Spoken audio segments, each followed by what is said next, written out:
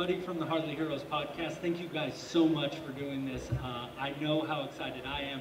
I don't know if you guys heard us screaming earlier, but I was getting everybody fired up for you guys to come in here. This is huge for not just me, everybody else, but Dave for putting this on. Like, you're the man for getting all four of you guys together. This is phenomenal. Oh no. Is that the only one? Testing 1, 2. Thank you. Testing, yep. Thank you for having us. They don't want to hear from you. Brothers and sisters already starting this. We can share one. I think my brother silenced me. No fighting over there. No, I gotta have you, I thought it was on. I'd like to apologize for my appearance. I'm not trying to look like a movie star. I'm having eye problems and I'm continuously streaming with tears, but I'm so terribly moved to be here. All right, well, thank you guys so much. I'm sorry, I'm really excited about this. So, first off, you guys are in one of the most, I feel, iconic movies and one of the most iconic trilogies.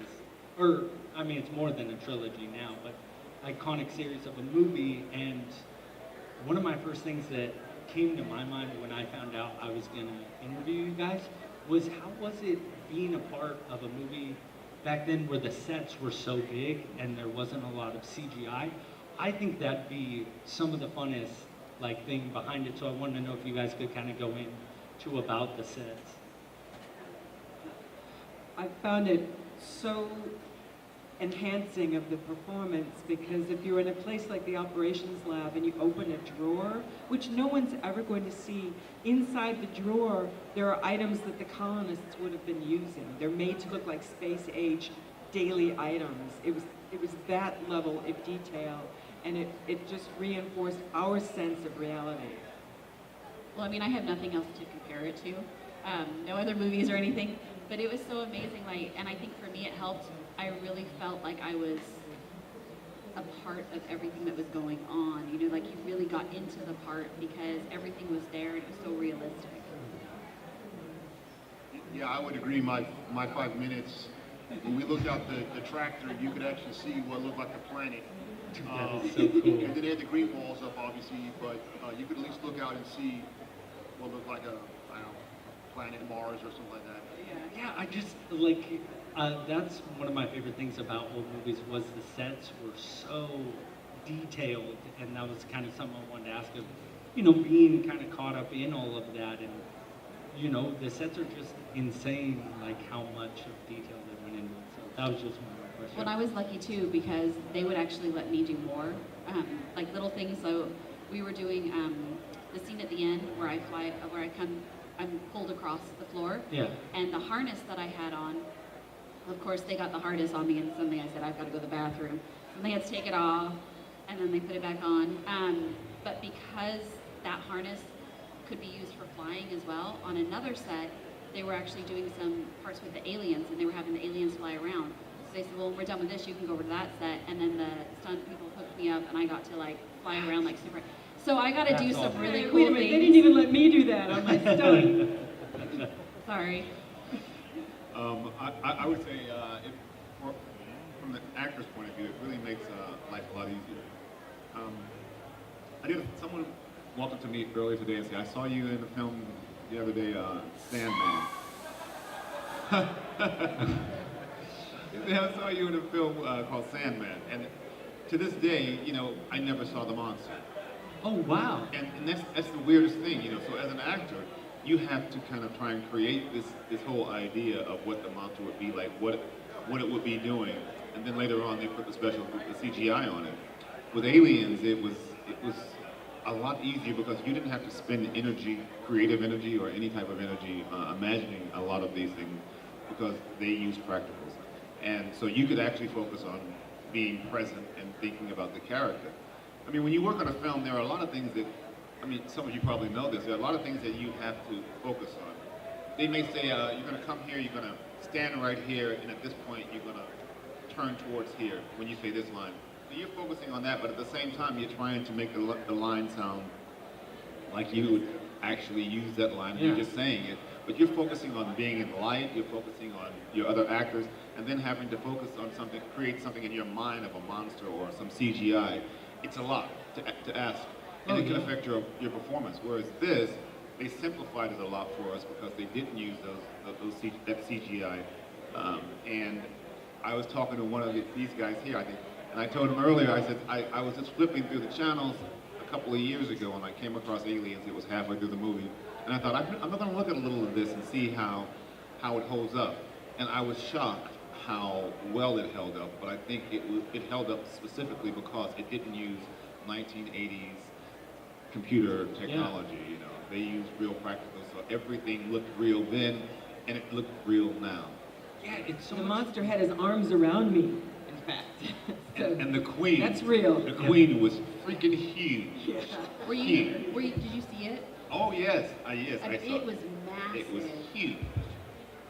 Because that was something I wanted to ask you was, as dressed up as the Marines, and I had heard or read that you guys were able to customize little details. We were asked to and encouraged to because Jim was kind of obsessed with Vietnam at the time, and he had read a bunch of Vietnam books and seen films, and he said that in Vietnam, the grunts did all this crazy stuff to their outfits, and so I think we sort of personalized it to our individual character as well. So I devised a logo for myself. I was the medical tech officer, and I was also like, Very you know, strong. I didn't need any men. My heart had been broken. So over my heart, I had a red cross with a drop of blood coming off of it. And that became my tattoo as well. We all had individualized tattoos, which was fun. Oh wow. In the days before everybody was getting tattooed regularly. Did you want to add? No, I personalized mine too. I wasn't very good at personalizing it. I thought, you know, as a grunt, as someone who's going to war, you don't know if you're going to come back, and so what you cling to when you're out there, I would think, is those things that you love, you know, those people you care about. So I just had a kid, and the mother of my kid, I put her name on my chest. But the problem was, I drew this heart, and you have to scratch it in because it's metal, right? Yeah. This isn't plastic stuff, it's real metal, so you have to scratch it in. And so I'm scratching this heart in, and then I start scratching her name in, and her name is Heather, and about halfway through I realized I don't have enough room. Oh no. So he was in love with Heath. And you can't, and so now I'm in love with Heath.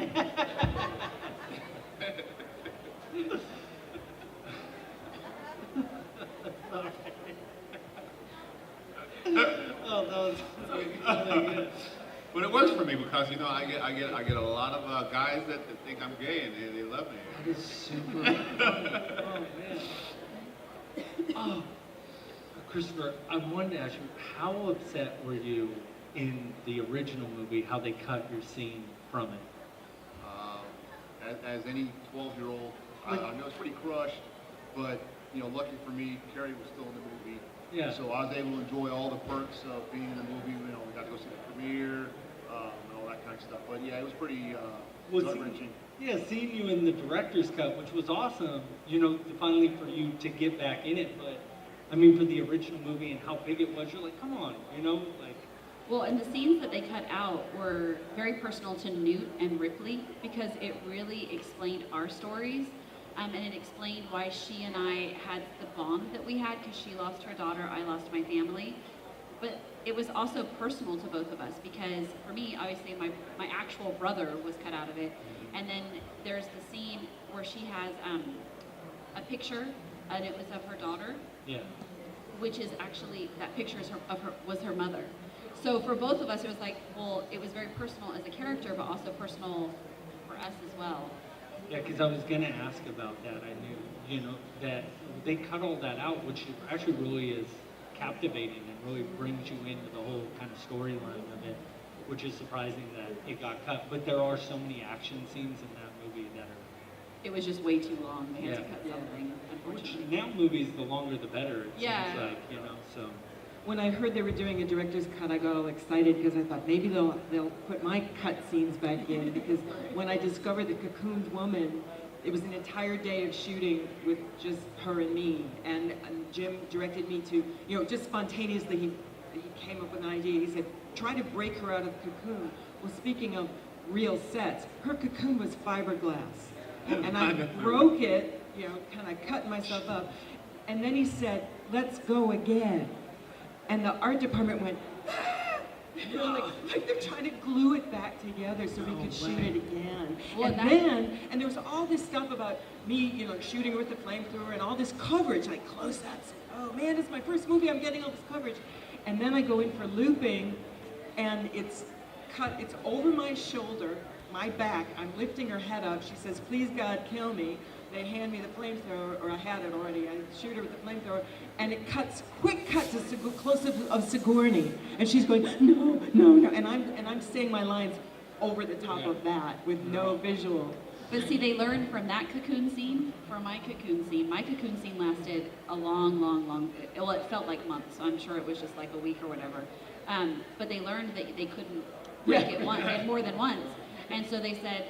So they actually had this smallish hole, and I'd have to climb through it, and then I'd have to sit, so the fiberglass was going over like a stool, a round wooden stool, and I would have to sit like this, the way however it was that I was sitting, with like a leg up, but I couldn't actually rest my foot on the cocoon because they were worried I'd break it.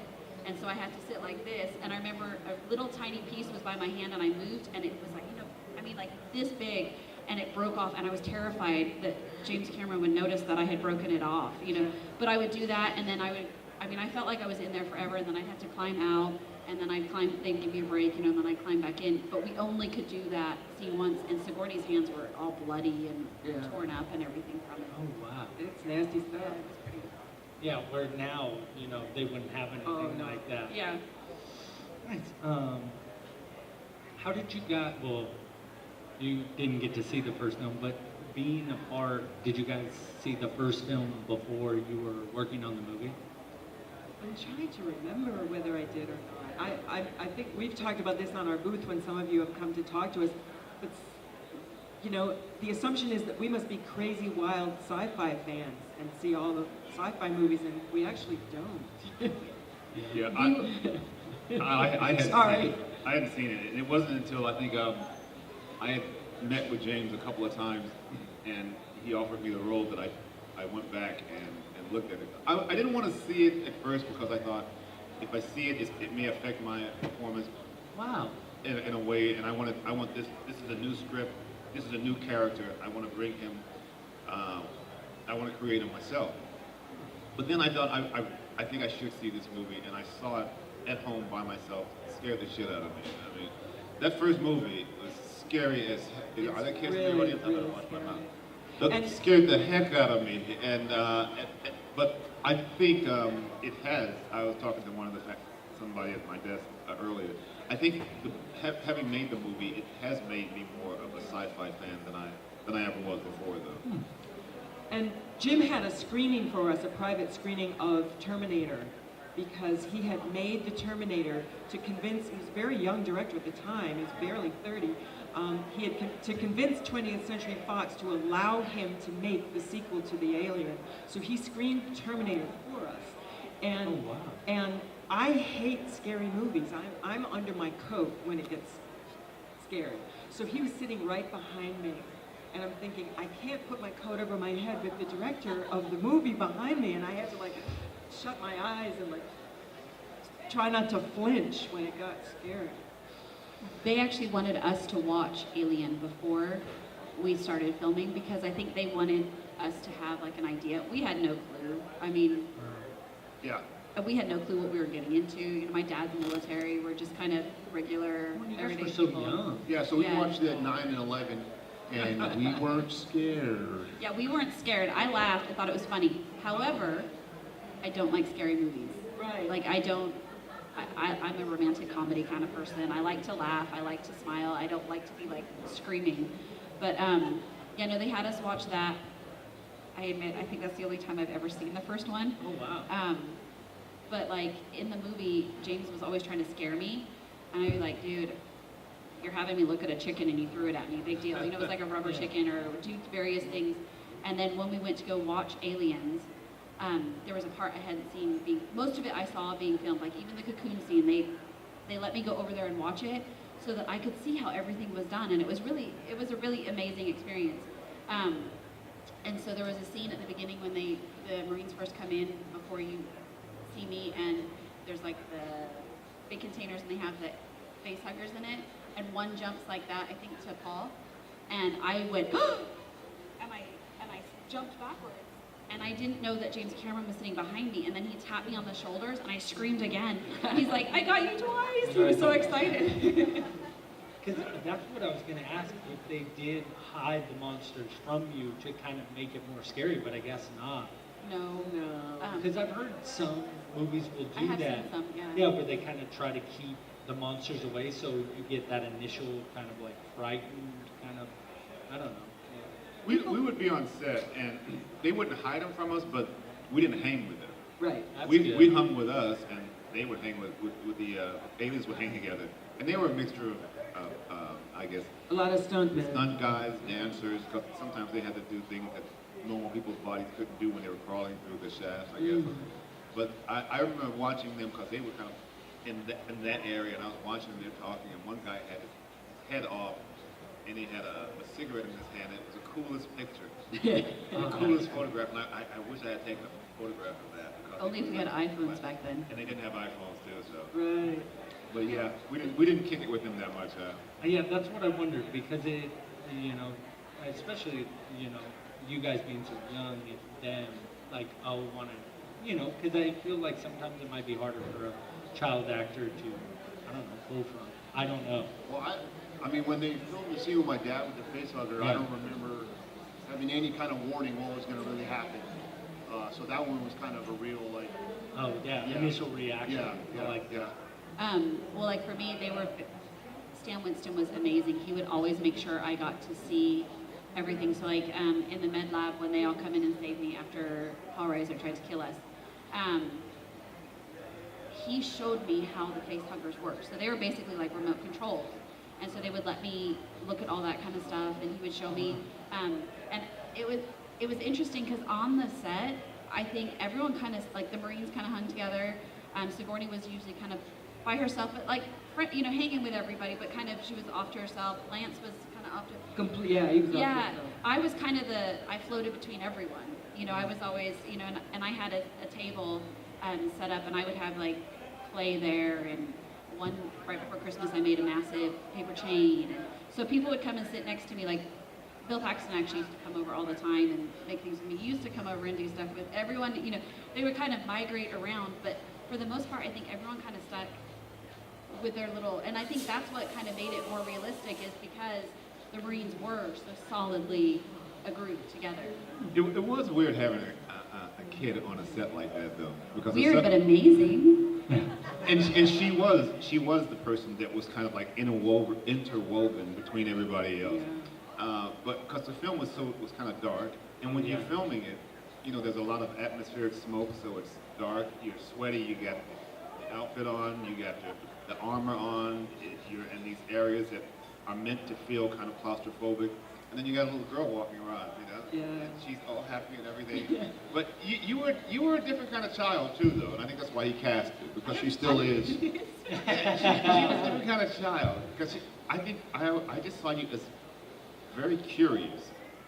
And very curious. self-possessed. I mean, nothing threw you off. Preoccupied and busy with doing her own thing. Yeah. And it was just fascinating because we would be talking about whatever, you know, and she would just be like from any group she'd be walking to and doing her own thing, and it was really a different kind of experience to have her on set. Did you guys have to go through any training before the movie? Jim wanted us to look like this honed fighting force of the future, where we've all got to be like, you know, like the muscles just bulging off of us. And Mark Rolston and myself were actually forced to go to Pinewood Studios 5 days a week for weeks before we started shooting, and physically train with this huge Yorkshireman stuntman. And the first day I spent at the gym just training with this guy, I got home the next day. I woke up the next day and I'm sitting, everything hurt, and I'm sitting in my breakfast table with my roommates, and I said, I can't go back there. I can't go back. I said, shut up, think of the money, and get back there. But beyond that, when we all got together and started the table reads, we had, I don't want to say full military training, that's very insulting to the military, but we had a former SAS officer from the British Royal Army, and we had a former sergeant from the US Army as cast members, and they trained us like a quasi boot camp. And we had to do drills, we had to be on point and take a what did you call it, a location. We had full weapons training. Every single one of us used every single one of the weapons, with the exception of the smart guns. So we all trained with pistol, flamethrower, and pulse rifle. We had to run, fall on our stomachs, and fire. If you're ever caught with your weapon pointed at another human being, just like boot camp, you have to drop to the ground and do 10 push-ups. And my man Ricco was often caught, and he would show everybody up by doing one-armed push-ups. Yeah. And I I don't know can't what he's do talking one about. solitary push-up, so I made sure my weapon was secured at all times. I was about to say, can you still do a one-arm push-up? I bet. I could. I bet. Yeah, You should see him. No, I was showing off though. I was just showing off. Yeah. Well, yeah, but that kind of plays into the whole movie. Oh, You know, yeah. your I mean, character, Marines, who you Marines were. are cocky guys. That's Yeah. part of why they're so good. You know, they believe they can do things that other people can't do. Yeah, and it sounds like, having that, it really showed through the movie, because that's how I felt, like you guys were attached at each other's hips and you guys were so close, and it really bled through into the movie, and it was really fun. So it's, I think James did figure it out. He called us in, and a couple of weeks before we ever started shooting, and we had this little boot camp thing. Not real boot camp, but for actors boot camp. But it was very effective because for two reasons. One, it got us into the right frame of mind. It also got started getting our bodies into shape. The scene that you see when we come out of the hyperspace, that scene, even though it's closer in the movie, in the actual filming of it, it was later during the filming. And by that time, we had been working out for months. And so when we come out, we look really good.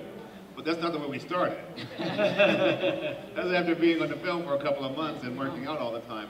But that 2 weeks before we started shooting, it taught us a lot of things like the hand signals. It taught us what soldiers have to learn to protect themselves, how to take over a spot that you have to take over. It taught us the personalities of each particular actor, and you knew who you could razz and give shit to, and you knew who you didn't say as much to. You knew if you said something to somebody else, certain actors would come back with something that's even better than what you said. oh wow. And all of that stuff came into play during that scene at the breakfast scene when we're all sitting around the table, because we had the lines, but we also had the luxury of ad-libbing. If you guys don't know what that means, just making up stuff. If you get inspired to say something, you say it, and if it works, James let you say it and keep it in the movie. If it didn't work, it was cut, or he'd say, don't say that line. And so we're there working, and we're eating, and we're talking the lines, and every now and then somebody would throw something in that's not in the script. And if it was something that if you had a comeback, then you would do the comeback. And so I think it gave us a confidence, because we knew these people during those 2 weeks before the filming started, to actually be able to just razz people up and do what friends do, Friends give each other a hard time sometimes. I love it. At the expense of their friend.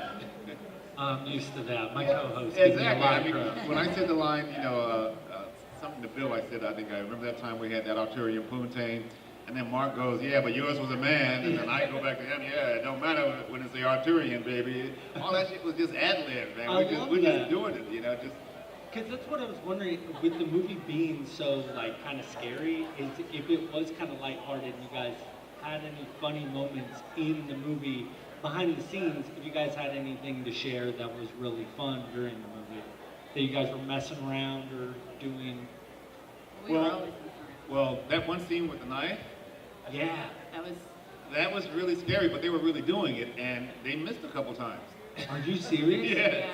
yeah. Yes. I always wondered that. So that was real. That, Yeah. Well, it was. They sped it up some, but He both actually of- had to go slower because he went so fast. they actually were doing it, and it was a real knife. 'Cause it had Well, the, and you know. and Lance had to practice with like a whole bunch of different knives because he wasn't sure what James wanted him to use, what kind.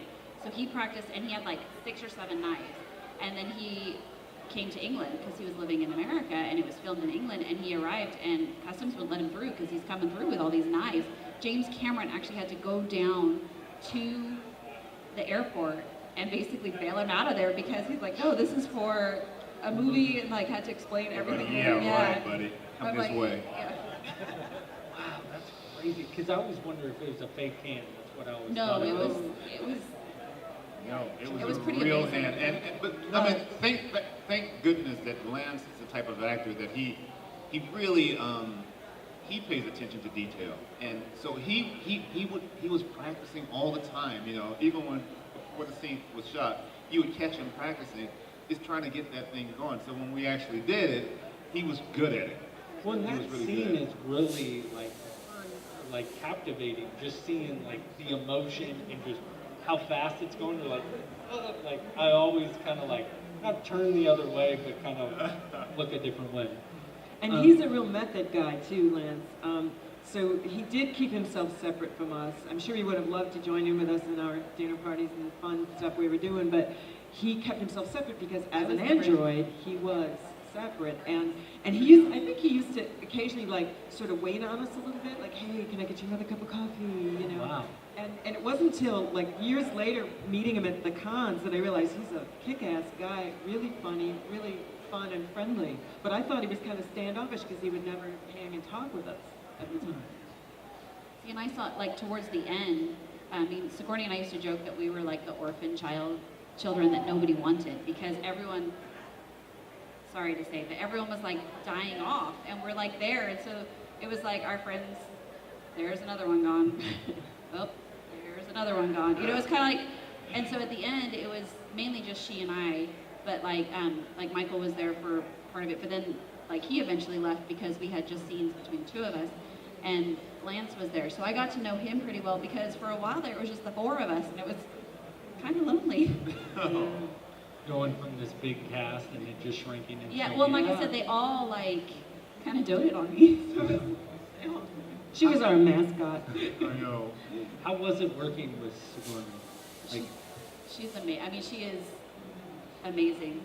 I mean, I was talking to Ricco's wife once, and I was like, "Oh, Ricco's one of my favorites," and she's like, "Who are we kidding? We all know Sigourney's your favorite." And I was like, "Okay, well, yes, but I mean, she is just—she's one of the most genuine people I know, and like the relationship between us is very real. Like, I can't even.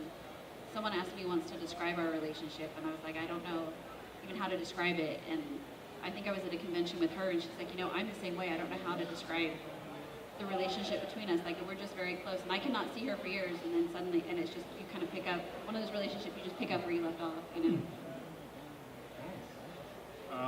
For me, Sigourney, I hated working with her.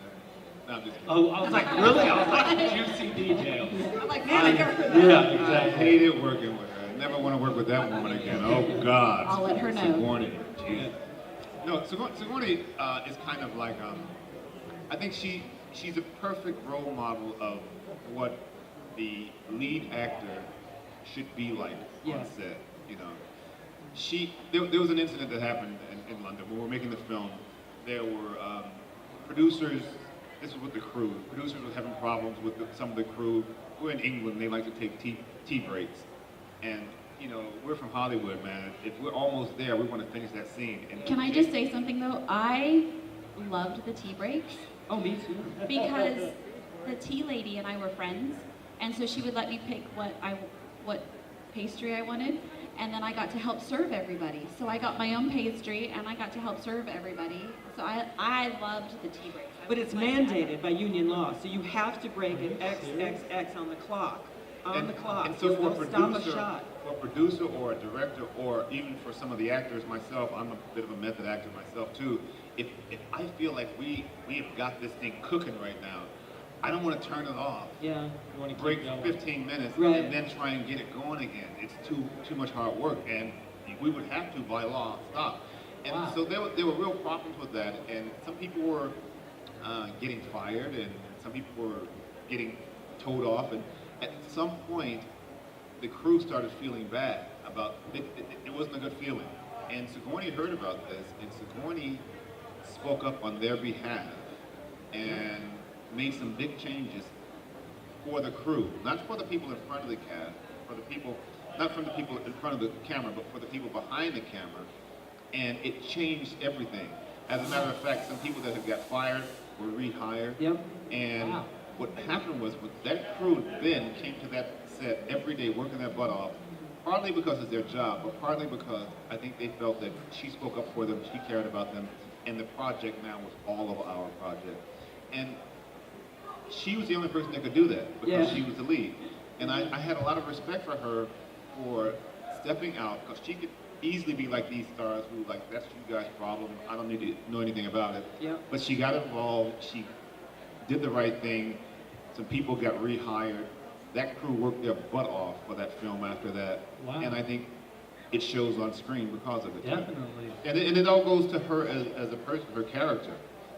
You know? But I think it was also after the movie too, because when she found out that my brother was going to be cut from the part, she personally called to tell him, to let him know that. When she found out that there was a bunch of different scripts that they were like basically choosing from for Alien 3. When she found out that they were going with one that I died in, she called to let me know that they weren't going ahead with that. So I knew beforehand.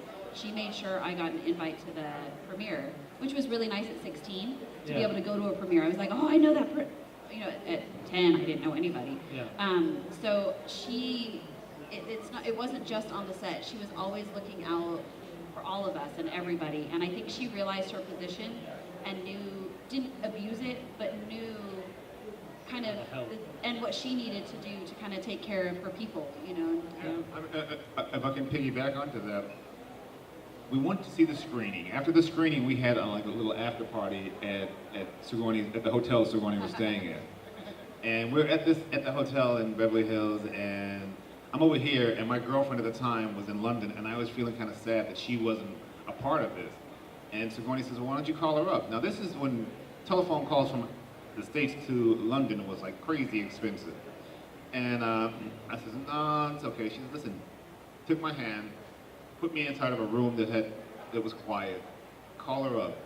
Don't worry about it. 20th Century Fox is paying for it. Our party ended up, because 20th Century Fox didn't want to throw an after party for us, so she's like, everybody come back to my place. It's all in 20th Century Fox, because they were footing her bill. Right. I mean, I remember her popping open the champagne and like, thanks 20th Century Fox. Yeah. You know, we were all like, yeah. So she was. I did not drink the champagne, I should add. I just remember that. No, so I take my hat off to Sigourney because Sigourney is a good role model, and for a young actor, you know, I thought that was a good experience to have, because some people in positions of power don't use their power, and some people abuse their power, but I thought she had the right balance. And she was the height of professionalism. She'd be on set, on time, fully prepared, notes in the margins of her script, you know, ready, like emotionally prepared to go to work immediately. And that script, that movie was a vehicle, a breakout vehicle for her. She had done the first Alien, but that movie was her movie. And also, the other thing I like about that movie is that movie had so many different kind of firsts. Like, it was the first time that you had seen women that strong. It was the first female action hero. It was the first time you saw a woman like Jeanette's character, Vasquez, who could stand up to the biggest of the guys, you know, and the diversity of the film too. We talk about diversity a lot nowadays. That film was ahead of the game. If you look at the film, everybody, and then you have a child in there, and even that child is a female, but she is the sole survivor on the planet. Everybody else, she managed to be the survivor. Yeah. So I mean, it was just really groundbreaking in a lot of ways. I love that you say that, because Sigourney was like the first like woman, kind of like action hero, like you She said. like started the girl power movement, Yeah. really, you know? And she was just this huge, iconic, like, character, and to now hear the other side of what you guys are saying about her just makes it that much more captivating of hearing of she did care about everybody else, and being on time, she could have been like, I'm the star of the show, and kind of left everybody behind, and that's, Yeah, and if you look at that movie, you learn that if you look at every woman, every female in that movie, they're strong characters. Oh, yeah. Every female. But the thing is that because they're strong, the guys are strong too. It doesn't take away from them. You know, we were a team. Except for Hudson. So it was exactly. So it was just, I thought it was groundbreaking in a lot of ways back then. yeah, no, I definitely second that. That is a really interesting kind of behind the scenes of how you guys feel about it, because I was going to ask, besides your guys' own scene, is there a favorite scene in the movie that you guys really kind of like gravitate towards? Mine was the breakfast scene. And when we get out of the hyperspace and we all eat together, because that was one of the few scenes where everybody's together. But also, I think I like that scene because you didn't see the warriors. You saw the people, the humans, and that was also a time when we were able to, like I said, riff and just play with some lines, throw some stuff out there. And James just kept the camera rolling, and you guys go for it, you know. And what worked, you saw in the film. What didn't work, got cut out. You know, that line when I come out of Piper's sleep and I go, I hate this job. That was never in the script, but you know, he gave us the feeling that, you know, if you are inspired, go for it, you know. Because I love the scene where you guys are coming down in the transport. Oh yes. The dropship. That's my favorite scene in the movie. It's just, I don't know, I can't really explain it. It's just a really good scene, and like, I really feel like you get a grasp of the characters, just because you're like, I don't know, you guys are getting ready, you don't really know what's going to happen, and everybody's kind of on edge a little bit. I don't know, you can really feel the emotion in that scene. When Hicks goes to sleep, he's that cool. Yeah. It's like, no big deal. Oh, he was hilarious. I got to tell you something about that speech that Bill Pax does. Oh, yeah.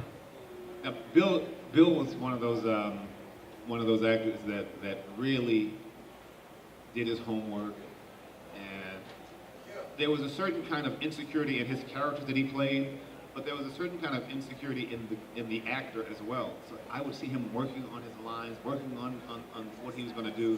I remember seeing him, and I'm thinking, because the speech was written on paper that he was such a badass. But when I was reading it, when he was doing it, I just thought, he doesn't really come across as the badass to me. I don't believe him. But I didn't know what James had in mind. James had in mind that he wants to be a badass. He's not really a badass, but he really wants to be a badass. Mm-hmm. And there comes the humor. There comes the comedy of it all. But then when crunch time came and he ends up dying, you see that he actually found that badass in him. Yeah, that was... And so I got to give credit to Bill Paxton for persisting and just trying to make that work. But I also got to give credit to the editor for editing it the right way, for James for seeing that I'm gonna edit it in a way that this is all gonna work out in the end, even though it may seem like it's not working now. When we put it all together, and that's the magic of movies. You know, actors get a lot of credit for movies, but it is really a team sport. I mean, if it wasn't for the sound, the lighting, all those people behind the scenes, that magic wouldn't happen. The writer can write one thing, but when he writes it, he hands his vision over to a director. The director has his vision, he hands it over to the actors. Each actor has their vision of it. It really is a team. And then the wardrobe person comes in and they have their input. It's a team effort, and a lot of times we get, I think, more credit than we deserve. Well, I mean, the involvement of his character in the end was really awesome, but everybody's character, just kind of seeing you guys kind of all evolve in that movie is kind of really amazing. So, now, with how big this movie is and everything like that, seeing people dress up, and seeing the fans and how involved they get, I mean, you guys can see, how does that affect you guys? Ripley, How's it hanging? deuces. when we did the London Comic Con 10 years ago, I think it was. Yeah. That was our first convention, me and Carrie, and I don't think we had any idea what to expect. I know we didn't have any idea because, you know, we had people coming in costumes and, you know, my part was cut from the original movie, and they still knew who I was. And, it's amazing still 32 years later that it has the impact that it still does. Well, kind of piggybacking off of that, for me, I mean, we were living in England. My dad was in the Air Force, and then we moved here, and I tried out for a few roles, and I was offered some in that, but I really just, I wanted to be a normal kid. And then I quickly discovered, well, as some people would say, I'm not normal. But there was something different about me. But you know, I moved here, I was in 5th grade, so I had an accent from living in England most of my life. And I had, you know, like big red cross on you because you're so different. And guys don't get it as much as girls, but girls can just be mean, like, and anything that makes you any different than anybody else, they like hone in on that. So for me, I had a kind of a hard time, and I really kind of blocked it out. Plus, that's not me. Like, I am who I am. Yeah, that's a really cool part of my life, but it doesn't consume who I am. Like a friend of mine in college, they did a Where Are They Now article in Entertainment Weekly our senior year. I hadn't told her at all about aliens. Like, it just never came up in conversation. And she's like, I can't believe you didn't tell me it's important. And I'm like, what do I do? Hi, I'm Carrie Henn. I was in aliens, you know? But we really had no concept because we don't live in LA. I'm not a part of that whole thing. Yeah. I was a school teacher. And I got an email sent to my district office just saying that they were interested in doing a comic convention. I mean, a sci-fi convention in London. And would my brother and I be interested? And I'm like, you know, my family still lives there, so I'm like, a free ticket to England? Heck yeah, I'll be all over that. Yeah. And you're gonna pay me? Score! Yeah. Nobody's gonna come see me, but okay. So we went, and I think my brother and I were just like, oh my gosh, people are that was, I think, the first time, and that was maybe 10 years ago, that I realized how big it was, because I just had kind of blocked it out. But it is always amazing to me and surreal that it has continued, and this thing that I had a small part in is so big, and the things people come and tell me, you know, I watched this before I was deployed, you know, our whole unit got together and we watched it, or, you know, you meant so much to me. I was a child, my parents were going through a divorce when I watched it, and I saw how strong you were, and you made it through, and it helped me you hear all these stories about how much what you did impacted someone, you know, and it's really quite amazing, I mean, to me. And it's surreal. It's kind of just hard to believe that it's still so big, and so with all these other movies coming out, and that it holds. It's still. Yeah. Yeah. We all love that you all show it to your children and everything like that, because it keeps it going, and we get to see each other and have fun. But it really is amazing to watch. It's humbling, you know, the amount of time that people spend making costumes and getting together and meeting with each other. In England, they have huge groups of people that spend all their spare time doing aliens things. And it's just mind-boggling. The first con I came to, I thought, I am never going to one of those things again. It was so tiring for me. I was really tiring, and I didn't get it. You know, I didn't get it. Because people will come and look at you and stare at you and then ask you questions about a film that you really don't remember that much about. And it was just, I found it very tiring. And then I would see people dressed like Ripley over there or that guy, and I didn't get it. And then after doing a few of them, I realized that everybody has their own passion. My passion may be going to a movie or playing basketball. For some people, they look forward to this, and you can see it. And then I started talking to them and realizing that a lot of these people, even though they look weird to me because they have costumes on and all that, they're just having a great time. They're doing what they enjoy doing. And it kind of changed me, because I was never into sci-fi. I'm an actor, and I was also a Shakespearean actor.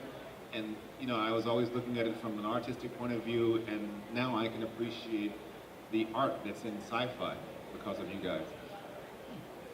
Wow, that's really nice. So I have some fun questions that we ask all our guests. Because those last questions were just awful. Oh, no. This gives us a little more deep dive into you guys and what you guys think, which I think is a little more fun. So we like to ask all of our guests, what is your favorite superhero? Captain America. Yes. I love it. I see Ricco's like, oh man, dude, I'm not looking forward to this question.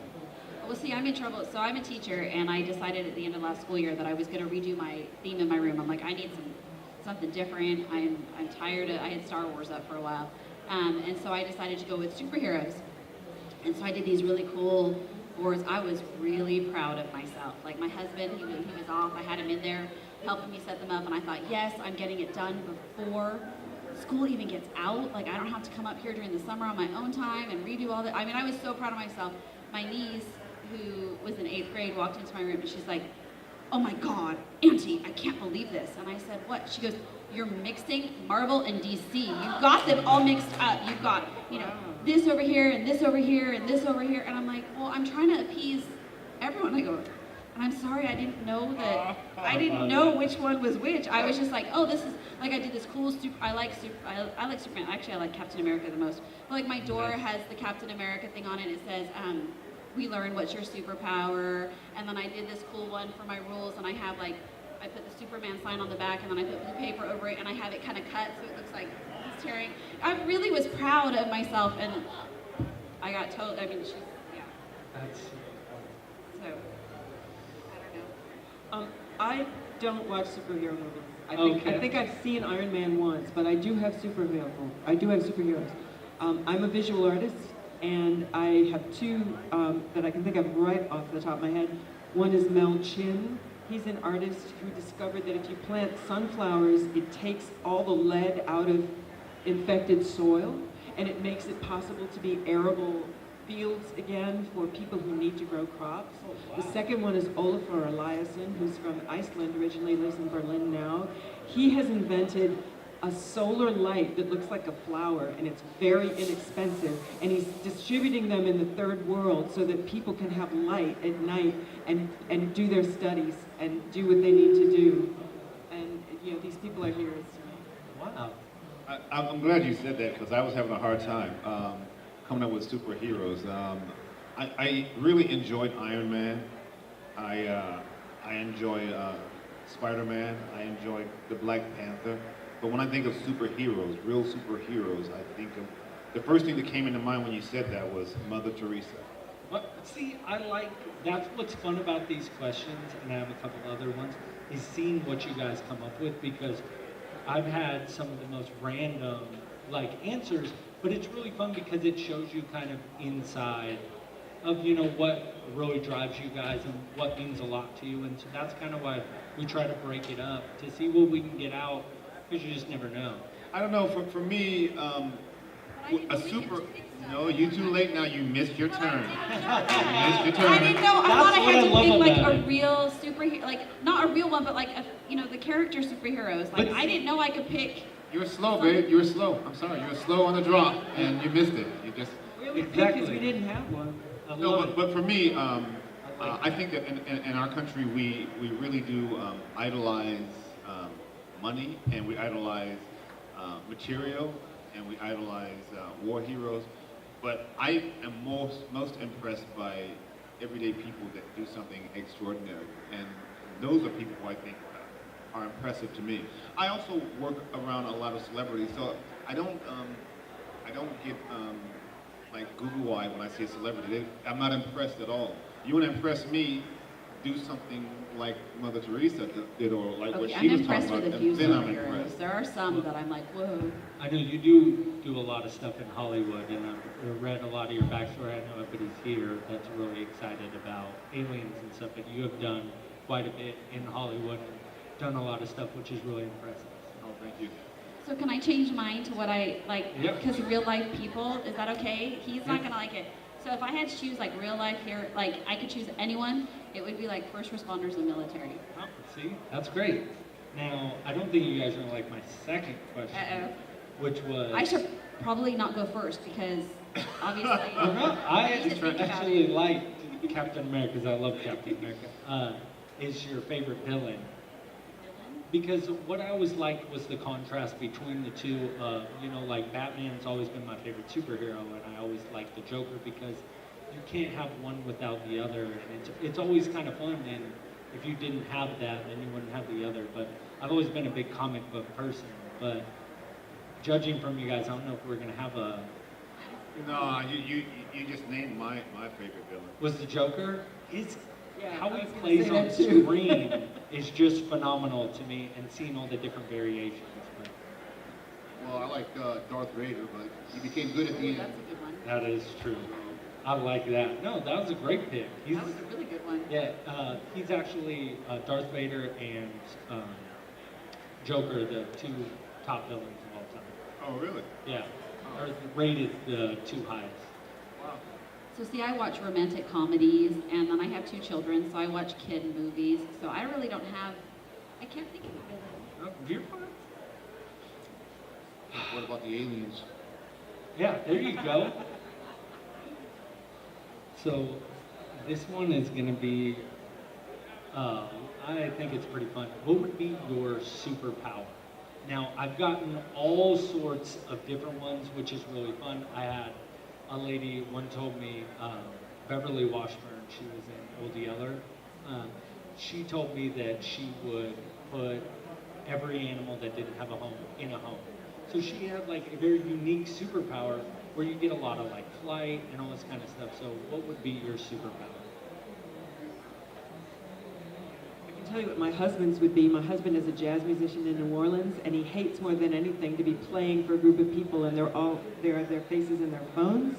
So his superpower would be to eradicate, like block all your phones everywhere he goes. To experience something? I like that.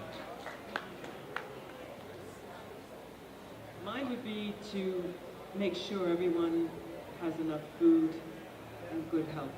Nice. Everyone, everywhere. I like that. Don't try and look on my paper. Cheat. I know now I'm she a wants teacher. all I your don't answers. cheat. No, mine would be, I think the teacher and me, maybe do something to take care of children who maybe come from lower socioeconomic or who need help in various ways. Nice. Somehow help them. Yeah, I'm gonna be pretty boring. I was gonna say flight, but I think I'll say super speed. Ooh, there Like you the go. I like Flash. that. That's awesome. Yeah. I'm just gonna say the first thing that came into my mind when you said that, I like it. which was to read people's mind. That'd be nice. See, my kids and I had a conversation about this once, and one was saying they thought they'd like to read people's minds, one was saying they'd like to be invisible, and I'm like, I don't know if I really want to know what everyone thinks of me. To be honest with you, what if they say something that I really not very nice? And then it's like, do I really want someone, if someone was invisible, what if they're like, in my bedroom, like when I'm changing or something? Like I think of all these like weird things like that. I'm like, I don't want any of those like, I don't know. I love it. All right, so this question will probably be the weirdest one, but the reactions I get are obviously the most fun. So in a zombie apocalypse world, what would be your weapon of choice? No guns. Crossbow. Ooh, I like that. Flamethrower Yes, that's what I was hoping one of you were served gonna me say. well in the past. I love it. That's what I was hoping for. I think my weapon of choice would be a really light pair of sneakers, because the zombies are slow as hell. That is true. But you just have to be faster than the slowest guy. Well, I'd probably be the slowest guy. My weapon of choice is everyone else. I would just let them take care of me and hope and pray someone just drag me with them. Your weapon would be Ripley. Yeah, I'd be screaming like, yeah. There may be a puddle coming, following me too. Nice. Now, I wanted to ask each one of you, for being in a movie and you guys were actors, is there one movie that you guys like hold the best of, your favorite movie, and it means something to you, or maybe even when you were younger inspired you to be an actor, or something that you care about to this day that means a lot? Like Sandlot to me was a huge movie for growing up for me, and it still means something to me to this day. What movie? Sandlot. Well, nothing really inspired me to be in a movie because I was found and it wasn't, yeah. But I have two movies, completely kind of off. I mean, it's nothing sci-fi or anything, but my two most favorite movies would probably be the original Parent Trap Oh, yeah. and The Sound of Music. Like, I could watch those over and over again. Rudy would be for me. I'm a big Notre Dame fan, and That's a great the movie. underdog, and so Yeah. when I was in Chicago last Thanksgiving, we got to meet Sean, so that was pretty cool. Oh, no way. That's so cool. That's awesome. For me, it's West Side Story. Oh, nice. I know every note of the soundtrack. I staged it in my neighborhood when I was a kid, No way. and I took all the female parts. So a boy like that, kill your brother. Oh no, I need to know. But I love its handling of prejudice and how destructive it is and how senseless it is. You know, this group is a little different from this group, so you've got to kill each other. It makes no sense. Yeah. But it was done in such an amazing way, and the music is phenomenal, the dancing and the performances. And it came on recently, and I was just transported back to my childhood again. See, I love hearing stuff like that. So I wasn't quite sure. You're saying one of my movies or just movies in general? No, just one of your movies that means Only something to your you. movie. Oh, our movie? No. Oh, sorry. Any movie. I was like, I only have one yeah, movie, so. I'm sorry. I meant to say any movie that means something to Okay. you. No, my favorite movie is probably pretty dark. I think my favorite movie is Godfather. Ooh, That's a good one. that's a classic. Yeah, I think that's my favorite movie. Nice. And my last question before I open it up to the audience: when was the last time you guys were all together? All of us. We No, the four were of you. together. We were well, not with Four of Christopher, us? but Yeah. First time, the first Chris- time with ever, Christopher. right yeah. now. Yeah, Chris has only done, this is only his third one. So he and I did one in London together with the people who played our mom and dad. And then he and I did one in Chicago around Thanksgiving time. So this is only his third one doing Nice. one. So he hasn't seen any of them since, the movie. So it's been a long time. 1985. 86. 86? Oh, 85 when they filmed, yeah. Yeah. Okay, sorry. Yeah. You were in it more than me, too. But we do see each other quite a bit, and for the 30th anniversary, they did a lot of stuff, and it That was, was incredible. it was so nice to see everyone. I mean, for me, that year will always kind of hold a special place in my heart because I think that was the last time most of us saw Bill. So it was nice to be able to see him so much, and like we did a big one, Comic Palooza. That was the one. It was Comic Palooza in Houston 2 summers ago, and it was almost every single cast member. I think we were only lacking Colette Hiller and Danny. Yeah. Wow. And it was Sigourney came, which, as you know, she rarely does them. Bill Hope came back from London, where he lives. Like we all went out to Paxton was there, dinners Michael, together. And Wow. Lance, and he kind of flew in at the last minute because he was shooting. No, he couldn't make it actually. Was that it? I don't know, but it was like old home week. It was so joyful because we're talking to each other about it. Like, I actually like seeing these people. I want to see these people. Sometimes you make a film with somebody and they're a pain in the butt and you never want to see them again. But these cons are a chance for us to get together. Well, something that Bill Paxton said at San Diego Comic Con. So we did the Houston one, and then later on in the summer we did San Diego, and they did like a panel and everything. And afterwards we all met for dinner, Jim gave us a party, a private which party. was awesome because we had like our own little room, and their security was outside watching, like to make sure. Yeah, And, like we had real to- movie stars. Yeah, like you really felt like you were like yes, and you couldn't like to leave. You had to go out, and then they had you go down this. I don't know if you guys went to the bathroom. You had to go down the stairs to go to the bathroom, and you had to use the staff bathroom because they didn't want Anyone to see like it. people were going into the restaurant and they were trying to sneak in, like peek in through our window, like take pic. It was like the craziest thing ever, and I think it was probably one of the most like I really felt like a movie star afterwards.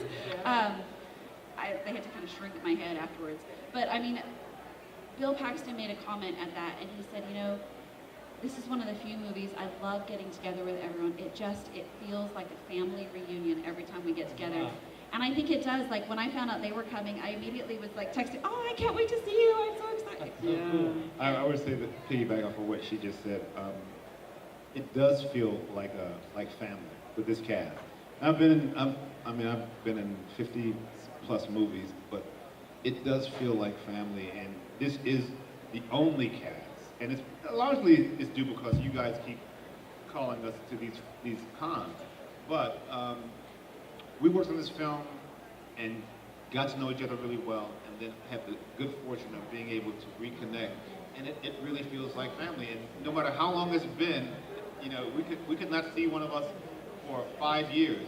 The instant we see that person, it's like it was like no time has passed, which is what it is with family, right? Mhm. And this is one of the few exceptions of a cast where you look forward to seeing them and you enjoy them. And for me, it's so nice. Sorry, did I cut you off? Go ahead. Because as a child, I knew them all as a kid, you know, and that's a very different relationship, an adult and a child. And so now, I think we're all getting to know each other. Like, they know me as an adult, as a human, and, you know, they've met my family. And so it's really nice to have that different kind of connection and to be able to have that. Like, That was the weirdest thing ever when she did her first con, because the last time I had seen her, she was this little girl, and she walks in here a grown woman, and I was like, who are you? But still, the face is the same, Yeah. the personality is the same, and we were in the elevator and didn't know who each other was because we didn't see each other. It was in Dusseldorf, and I was in the elevator and I'm like, that dude looks really familiar. And someone got in the elevator with us, and they were saying something, and I made some smart aleck comment, and he started laughing. I'm like, dude, that looks like Ricco, but I'm not gonna do it. Hey, are you Ricco? So until we actually went, then we had a little bit of time to ourselves before we signed. And then we were coming down in the elevator, and he goes, oh my God, it's Carrie. And I'm like, we were in the elevator together. He goes, I know, I didn't even notice it was you. And they'll all say things like, oh yeah, it feels like it was just yesterday we filmed, and then Carrie walks in the room. But one thing that sets us apart, I feel, is that all of us, I'd say just about all of us, have something else going on. We're not just living for the movies. Lance makes these gorgeous, huge bowls, and he buys all this big industrial equipment, and he works out ways of constructing these bowls, and he has a beautiful display online. And Jeanette has a business of her own that's very creative, and she really enjoys it. And Ricco is working on projects, talking of, the projects he's mentioned, people that are unsung heroes that you've never heard about who are making a huge difference in the world. He wants to spotlight them in films. And Bill Hope is Canadian. He's working on an epic project about the history of Canada. I mean, it's massive. And I'm a visual artist. And, we have things to talk about when we get together. And Carrie's a teacher. She has, a very exacting job looking after the nation's children, So we've got other stuff going on. I think that's the difference. It's not like, oh, what was your last audition like? And oh, who's your agent? And all that malarkey. Yeah. Do we have any questions? Oh. Hey, Manny. Don't all run up at once. Manny, you want to come over here? Or Logan? Do you want to pass the mic to him?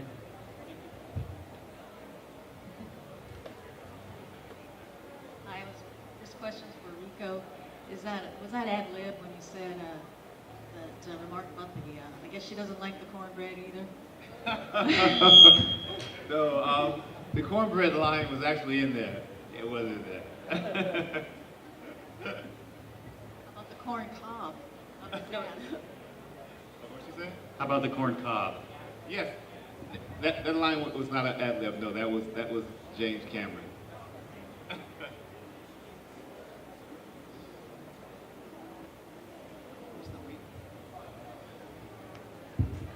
Hi, Carrie. I wanted to ask, you ever look back and ask yourself, like, hey, maybe I could have, done other acting roles, but of course not a lot of directors in the business like to, work with kids, and only a few of them like put the effort, but some just don't like working with kids.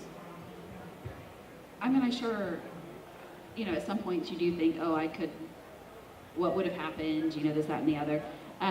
But at the end of the day, I love my life. I'm happy just being me. Had I done that, I probably would never have met my husband or have my children, and who knows where my family would be, and I think we're pretty down to earth, normal as could be, individuals. And you know, I mean, I think everybody always thinks what if, but it's really not worth staying in that spot, because as long as you're happy and healthy, that's really all that matters. You know, it's really weird, speaking of you being a child actress, because her daughter is like the spitting image of her when she was that age. And so every time I see her daughter, it takes me back. It's like a time warp or some crazy stuff, and she knows it too. Look at her over there. Oh, I'm not going to point her out. No, I will never point her out. So this question's maybe for Ricco, but it goes for pretty much everybody. So considering Aliens being one of the early Stan Winston films, or one of the films that he's associated with, being the legend that he is, and I guess like I said, anybody can answer this. We all know Stan Winston is huge and how amazing his stuff is, and we just got revisited with all the Jurassic World stuff that just came out and how he was a part of that and helped them with the CGI and building stuff. Is there a discernible difference that you notice working with somebody that would be considered maybe a master like that versus some of the other, not to put down the other movies you did or anything like the people that did those, but is there a discernible difference for you guys as actors working with somebody like that? I would say this about Stan. What I remember most about him, for someone who is as talented as he is, was that he was so normal. You know, he's a normal guy, and maybe if he was in a room full of people, you wouldn't even notice him. But yet he was crazy, crazy talented. What is it with you guys flies up here? I mean, you guys flies are like, they're serious. They're on some, I don't know, steroids or something. But no, that's the thing I would say about Stan, is that I just remember him just being just a regular guy, and also excited about what he does. And I often think that people who do something like that for a long time, how do you continue to be excited about it? And he seemed to still be, he was still excited about what he was doing, creating this new stuff. And that's what I think of when I think of it. Hi guys. Hi. It's not a question. I just wanted to say thank you from the bottom of my heart. I think you guys are freaking amazing. I enjoyed the film probably the 100 times that I've seen it. Every single one of those times was absolutely awesome. And I just relive it every single time I get to see it again, play on my TV. I just wanted to say thank you. That's it. Thank you so much. Thank you. And I'd like to say to you guys, like I said, I've done over 50 movies. You guys keep this movie alive. You guys keep this movie present. You guys keep introducing it to new generations, and it is because of you that this film, 32 years later, is still a conversation piece.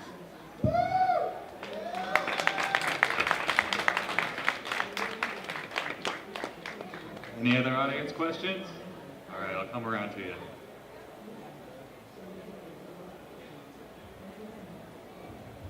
Probably won't express myself the way I want to, but I saw Aliens when I was in college. And I was with a group of women, and it was the very first time we saw a movie where it was, as you mentioned, Ricco, all strong women. And I came home and literally our lives were changed because we saw Sigourney not afraid to be maternal, and that was where her strength came from. Yes. We saw your character. She was strong as a little girl. Who knew she was going to blow up the world when she grew up? And then the alien queen was maternal in a woman too. It was perfect. And I just wondered, did you all know that while you were making it? I know you saw it afterwards, but did you realize what you had when you were making it? I would like to say yes, but to be honest with you, I had absolutely no clue. And a lot of it I probably didn't get until I became a mom myself. Until I grew up and kind of understood a lot of that aspect of it. Well, I say thank you too. And I bought one pop, and it's a Michael Corleone. So I gotta say, it wasn't probably until maybe 5 years ago that I realized the girl power of this movie. And I have 2 daughters, and that made me even more proud of this movie. And what I liked about the women in this movie was that, and you just reminded me of it, is that very often in our society, when women want to be successful, they take on male traits. And it was so beautiful to see a woman be powerful from female traits, instead of thinking that the only way that you can be successful or powerful is male. And that was a good example of showing that, no, it's different, but it's not less.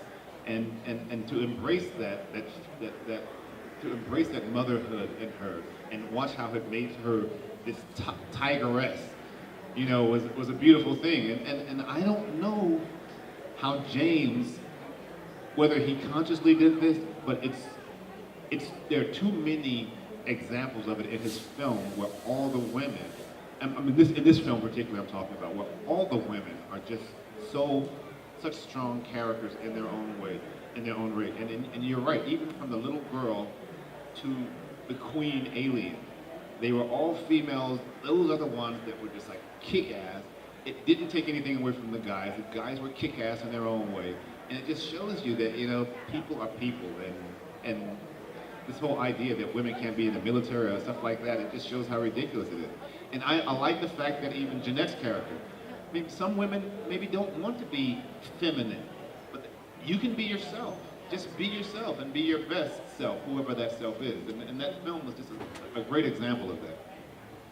I think this gentleman. We talked so much, we've answered all their questions.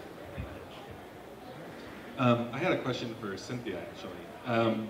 So in the movie Aliens, your character kind of gets taken off screen, and we're told that they still see life signs and such, but they're very low. I was just curious what your thoughts on how your character kind of met her end were. Were you, chest burster, or just KO'd? Just, No, from an the explicit implication, I think that it was alluded to when they said, no, you can't, like, I think Sigourney said, no, you can't save her now, she's being cocooned like those others. So I would have had the face hugger, implant the embryo, and it would have been gestating in my chest as well. And I would have been alive until the planet was nuked. Excellent. Cool. In fact, I often correct people because they say, oh, you were the first one killed in Aliens, and I say, oh no, I wasn't. I was just taken away. I read that in the original script you were the first one killed, and then they changed it, and you actually made it further than most of the other people. Right. Yeah, so, thank you. I just had a quick question for Carrie. Do you think that for Aliens 3, they should have stuck to more of the comic book storyline? Because Newt and Hicks were alive, and they're like totally badass. Instead, you guys got killed off. I don't know. To be honest with you, I don't really think about it. It is what it is. It's life. And in movies, these things happen very quickly and get killed off quickly. And you can get brought back too. You never know. I don't know. James Cameron had an idea of what he thought would be the ideal Alien 3, and it was and there's a lot of shots that he purposely put in of Hicks, Ripley, and Newt, kind of this family, and I think that was the move he was going with. And initially, I think that was what Sigourney was hoping if they would go with, but he didn't write a script, or he did and it wasn't picked. I don't know. But they had a bunch of scripts to go through and to decide which one it was, and that was what they picked. It's life. I'm Newt, so I still have this, it is what it is.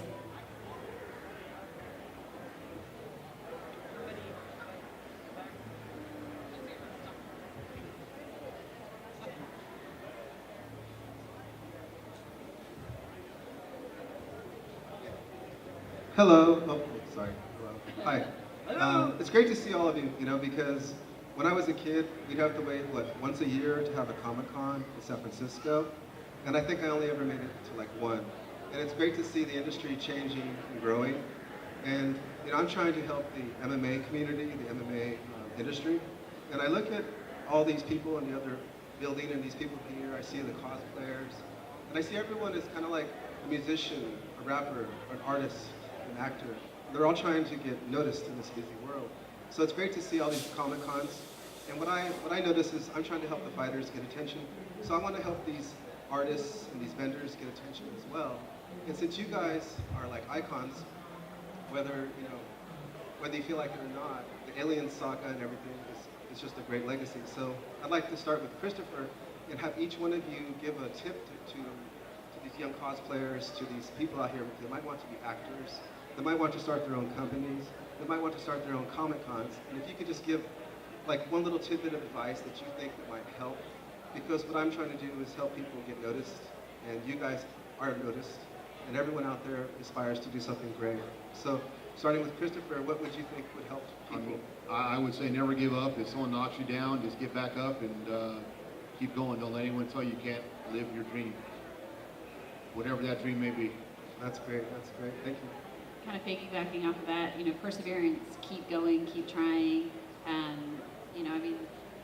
So my kids are all Harry Potter fans. J.K. Rowling was turned down how many times before she actually got picked up? And, just because you get told no once doesn't mean it's not this next amazing thing that's going to happen, whatever that may be. As a producer, I did some research on 50 of the most successful films, and all of them had two things in common.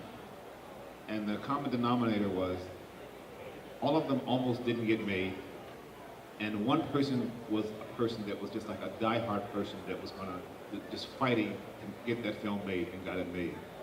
So I took that as kind of a lesson on success in general, is that you have to fail, because that's how you learn.